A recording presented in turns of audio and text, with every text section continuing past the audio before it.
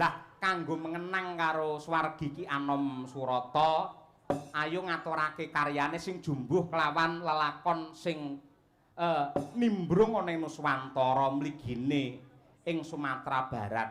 Oh iya. Ya kuwi bencana sing dumadi ana ing kono. Nadyan kaya ngapa lan kepiye awake dhewe kudu bersyukur diparingi endahe alam saisine sing kaya ngene becike sing ijo royo-royo kaya mengkene. Aja rakus ya, aja rakus ning elinga lamun to alam saisine iki titipane anak putu. Wah, kaya ngono kuwi. Dudu warisane para leluhur ning titipane anak putu sing kudu direksa lestarine nganti kapan wae. Malah njeng Rasul utusane Gusti kang pungkasan nate paring dawuh sakjroning peperangan nalika semana nadyan to dumadi perang aja nganti siji wae ngrusak marang tetanduran. Oh iya kaya ngono.